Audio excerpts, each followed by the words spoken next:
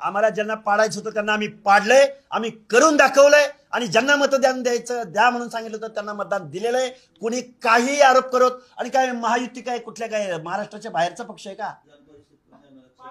काय काय अरे विधान परिषद काय अर्ध्या लोकसंख्येचा वाईस असणाऱ्या माणसाला विधान परिषद काय देत आहे? कॅबिनेट पद दिलं पाहिजे, अरे शिक्षण मंत्रीपद दिलं पाहिजे, महसूल मंत्रीपद दिलं पाहिजे.